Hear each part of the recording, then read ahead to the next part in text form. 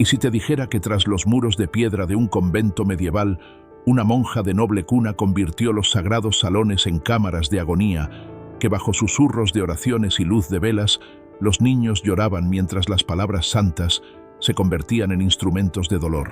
Esto no es una leyenda, es un relato histórico aterrador que termina con huesos bajo el suelo. Si te atreves a descender a la oscuridad, suscríbete ahora, porque lo que viene a continuación podría no dejarte dormir nunca más.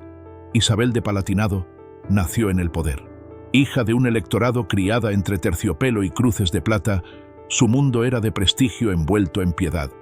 Pero incluso de niña, había algo extraño en ella. Sus juguetes favoritos eran pequeñas figuras de madera que ataba con tela y apuñalaba con agujas. Cuando su nodriza murió misteriosamente con los ojos abiertos de terror, comenzaron los susurros. Pero nadie se atrevía a hablar en voz alta. A los 15 años ingresó al convento de Santa Águeda. A los 17 años se convirtió en su líder espiritual, conocida por su disciplina y fervor divino. Familias nobles enviaban a sus hijas para que fueran moldeadas bajo su guía. Lo que los padres no sabían era que ella creía que el sufrimiento era la única forma verdadera de devoción y estaba más que dispuesta a enseñarlo. La primera lección fue para una niña llamada Late, que habló durante la oración. Por esto Isabel la llevó a una pequeña cámara de piedra. Lo que sucedió después solo se escuchó en un único grito interrumpido. Cuando Late regresó, sus ojos evitaban la luz. Sus pasos eran inestables. Nunca volvió a ser la misma. Isabel guardaba una pequeña caja de hierro bajo su cama. Dentro había cuerdas con púas y una Biblia anotada en tinta roja. Ella afirmaba que eran herramientas de purificación. Sus métodos se volvieron más extraños. Ayudaba a los estudiantes durante días, luego los obligaba a recitar escrituras hasta que se desmayaban. Si olvidaban una línea, sus manos pálidas y delgadas se cerraban alrededor de sus cuellos con una fuerza antinatural. Por la noche, el convento resonaba con llantos huecos, pero los habitantes del pueblo no decían nada. Después de todo, ¿qué era un poco de disciplina en la casa de Dios? Algunos incluso la elogiaban por mantener el orden. No veían los moretones escondidos bajo los hábitos, ni olían el hierro en el aire de la sala de oración. Un invierno, una estudiante llamada María intentó escapar. La atraparon al borde del bosque descalza, sangrando con el camisón roto. Isabel ordenó que la bautizaran de nuevo. Lo que siguió fue un ritual helado que dejó a María inconsciente durante días, casi muerta. Cuando despertó, llamó a Isabel el ángel ardiente. Un fraile itinerante, el padre Matías, visitó el convento en primavera. Notó las miradas nerviosas, los saludos rígidos. Cuando interrogó a las monjas, sus respuestas eran idénticas, ensayadas. Solo la niña más joven, una huérfana muda llamada Elsa, se atrevió a dejar una pista, un dibujo metido en su mano. Mostraba el rostro de una mujer retorcido por la ira, de pie sobre un pozo de llamas. El padre Matías comenzó a observar. Al atardecer vio a Isabel entrar en las catacumbas bajo el convento. Permanecía allí durante horas. Una noche la siguió silencioso, cuidadoso. Lo que encontró fueron habitaciones talladas en piedra, iluminadas por velas parpadeantes, con cadenas atornilladas a las paredes y sangre. Mucha sangre. En una esquina halló un reclinatorio de madera con la superficie incrustada de clavos. La Biblia colocada encima estaba empapada y legible. Pero al lado había algo peor, un libro de registros. Cada página enumeraba nombres. Algunos estaban tachados, otros marcados con símbolos. Todos eran niños. Todos habían desaparecido. El padre Matías dejó el convento antes del amanecer, pero el sueño no lo encontró. Durante semanas estudió los nombres en el registro, visitando aldeas cercanas para hacer preguntas. Nadie sabía a dónde habían ido los niños. Algunas familias recibieron cartas crípticas, afirmaciones de enfermedades, de muertes súbitas, pero ninguna había visto los cuerpos. Nadie se atrevió a exigir respuestas. De vuelta en el convento, Isabel intensificó sus rituales. Declaró una temporada santa de juicio, afirmando que Dios exigía purificación. Los estudiantes fueron aislados, despojados de comodidades, obligados a arrodillarse durante horas sobre piedra cruda. Se les prohibió hablar, soñar. Y si alguien desobedecía a Isabel, se aseguraba de que los demás vieran su castigo. Elena, hija de un varón, fue la siguiente. Había susurrado una oración en latín incorrectamente. Esa noche la arrastraron a los sótanos.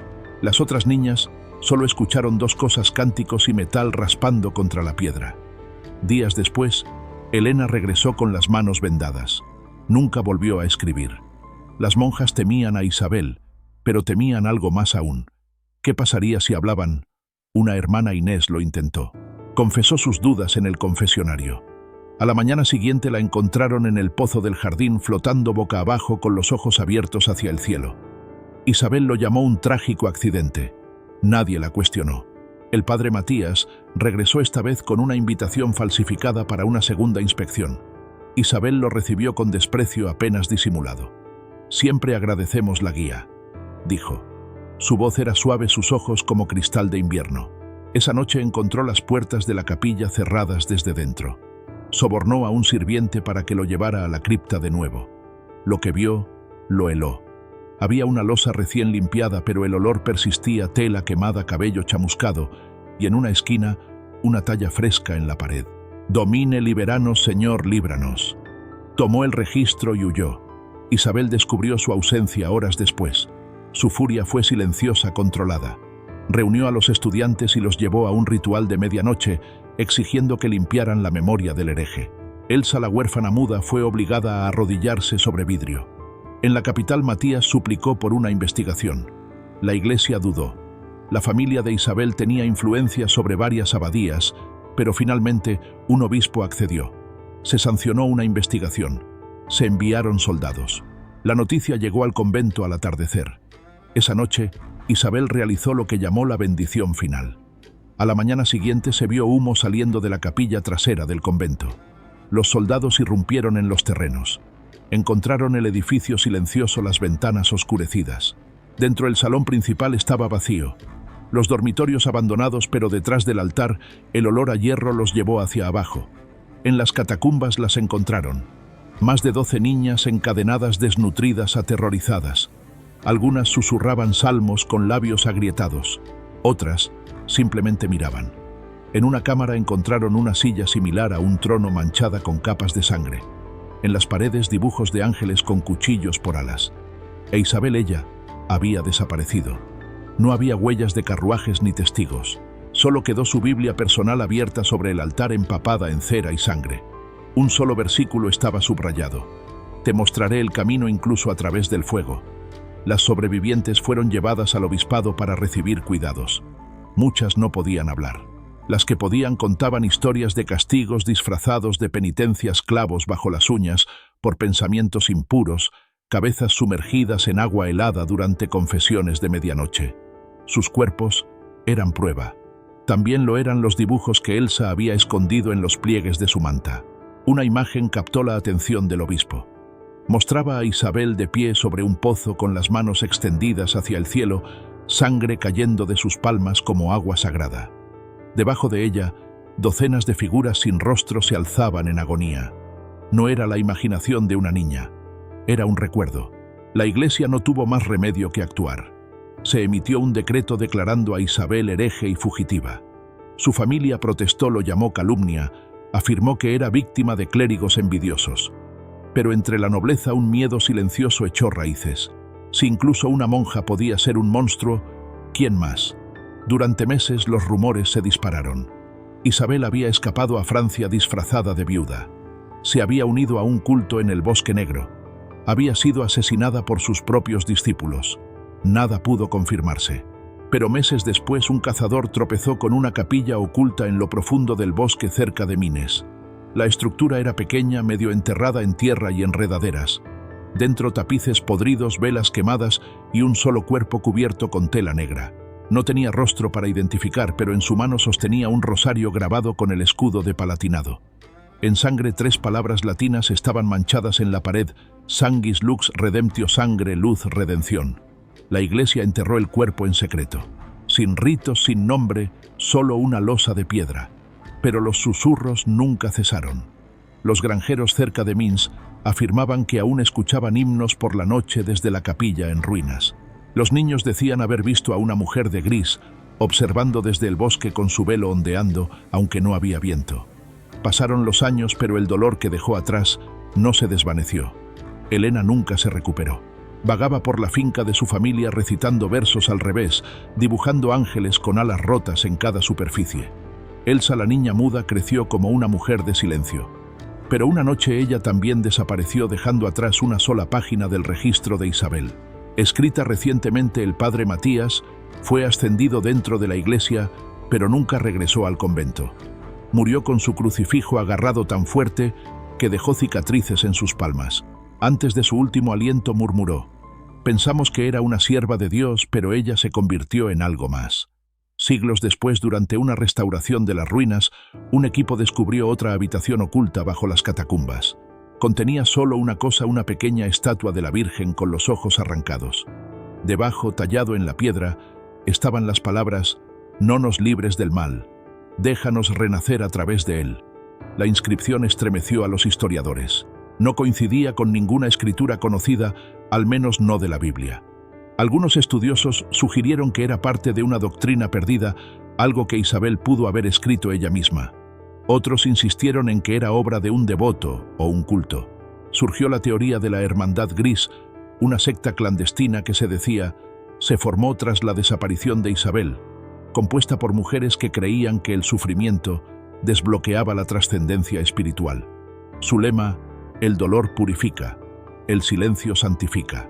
En las décadas siguientes, conventos similares en Europa reportaron incidentes extraños: monjas desapareciendo, niños encontrados con marcas extrañas en la piel.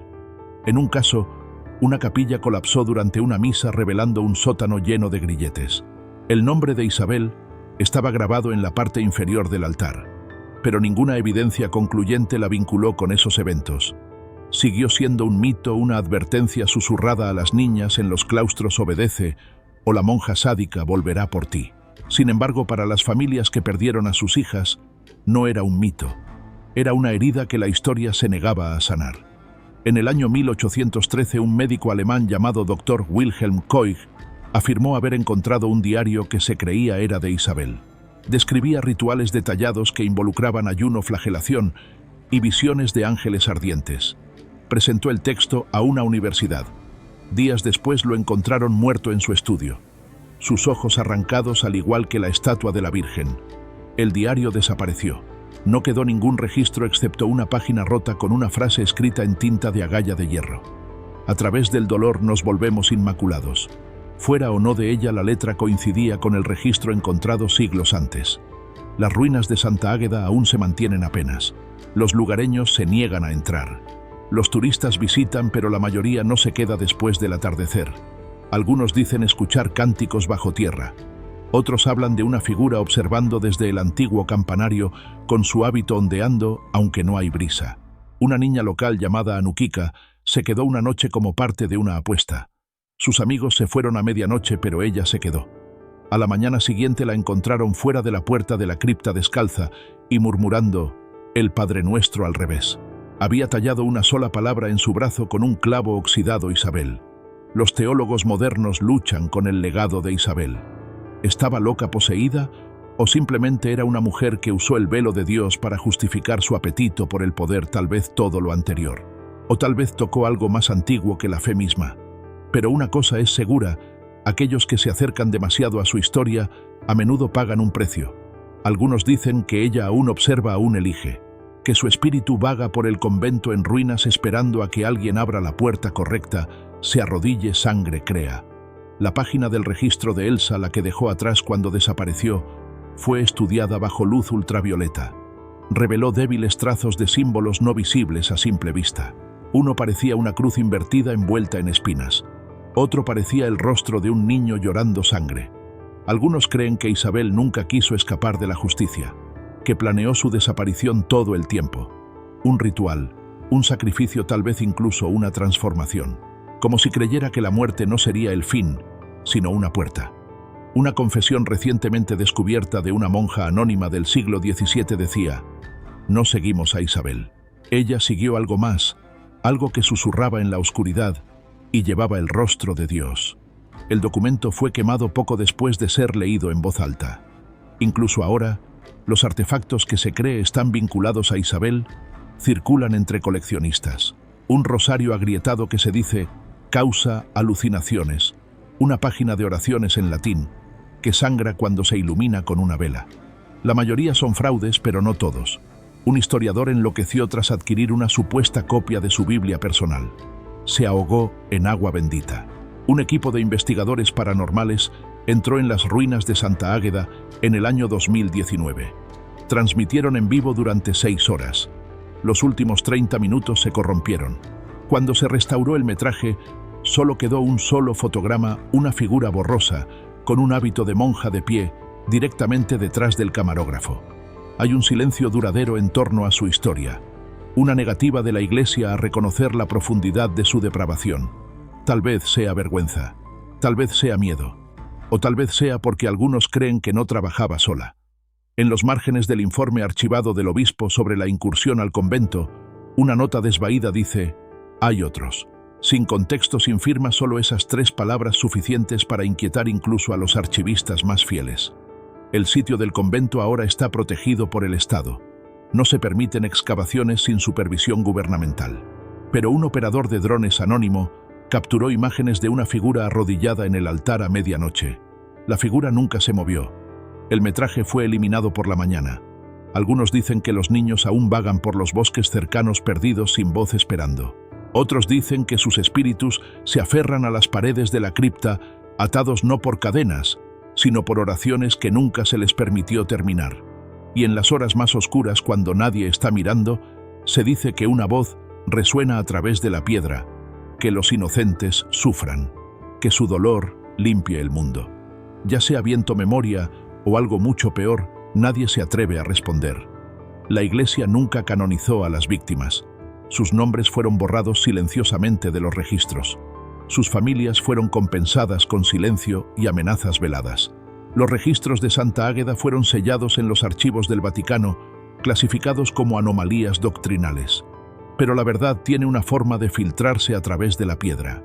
De vez en cuando aparece un documento, una confesión, un testimonio, un nombre rayado en una pared antigua suficiente para recordarle al mundo que Isabel fue real y que su oscuridad no fue enterrada solo escondida. Los psicólogos de hoy estudian su caso como uno de los primeros casos conocidos de sadismo espiritual. Pero muchos también argumentan que lo que practicaba no era mera locura, era sistemático, ritualístico, intencional. Algunos investigadores creen que Isabel no solo estaba torturando, estaba experimentando, probando umbrales de Yahuwah obediencia, mapeando cuánta agonía se necesitaba para romper el alma y reemplazarla con fe. Su legado resuena en susurros en las instituciones religiosas, en debates sobre el castigo corporal, en la ética de la penitencia. Pero su contribución más aterradora fue la idea de que el dolor podía ser sagrado, que la salvación requería sufrimiento. En la Alemania moderna, las ruinas de Santa Águeda atraen a peregrinos, algunos buscando historia, otros algo más oscuro. El grafiti ahora marca las paredes de la cripta. Creo que su sangre aún corre. Hazme limpio. Un sacerdote encargado de bendecir el sitio en el año 2007 se negó a completar el ritual. Se fue a mitad de la oración temblando, susurrando. Algo respondió. Fue despojado de su cargo poco después. Los lugareños, especialmente los ancianos, evitan la zona después del anochecer. Algunos colocan pan y sal en sus puertas en el aniversario de la incursión. Otros encienden velas por las niñas desaparecidas, pero nunca dicen sus nombres en voz alta. Los nombres tienen poder, dicen. También lo tiene la memoria. Isabel de Palatinado nunca fue capturada, nunca fue juzgada, nunca fue castigada ante los ojos del hombre. Pero la historia tal vez es su ejecución lenta. Un registro no de justicia, sino de advertencia. El horror que infligió vive no en los gritos, sino en el silencio que siguió. En la forma en que las instituciones miran hacia otro lado cuando los lobos visten túnicas santas, en cómo la creencia puede ser arma contra los débiles. Nos quedan preguntas. ¿Qué habría pasado si alguien hubiera hablado antes, si el miedo no hubiera ganado, si la fe no hubiera cegado? Pero lo más escalofriante de todo, ¿cuántas Isabeles hemos olvidado? O peor aún, ¿cuántas seguimos permitiendo que prosperen protegidas por túnicas, títulos y confianza? En algunos conventos remotos del mundo, los rituales aún ocurren en secreto. La obediencia aún se exige sin cuestionar y el silencio aún reina. Recordar a Isabel no es glorificarla, Es enfrentar una verdad que a menudo ocultamos, que el mal no siempre viene con cuernos. A veces lleva un velo, sostiene un rosario, susurra escrituras. Tal vez ella creía que lo que hacía era correcto. Tal vez eso es lo que lo hace más aterrador. Porque si una mujer pudo retorcer la fe en tortura, ¿cuántas más podrían hacer lo mismo? La historia está llena de monstruos, pero los que están envueltos en santidad son los más difíciles de ver y los más difíciles de detener. La capilla de Isabel es ahora una ruina. Sin embargo, algunos dicen que las piedras aún sangran en las noches frías, que el llanto regresa con la niebla, que las campanas suenan sin viento. Y en lo profundo de la cripta, donde alguna vez colgaban cadenas y las oraciones se convertían en gritos, hay un frío que nunca se va, una presencia que nunca se desvanece. Así que si alguna vez visitas Santa Águeda, no digas su nombre, no te arrodilles, y por el amor de Dios no escuches cuando alguien susurra detrás de ti, confiesa. Porque Isabel de Palatinado puede estar muerta, pero su evangelio de dolor aún resuena. Y si no recordamos, si no hablamos, entonces la historia se arrodillará de nuevo y el velo nunca se levantará.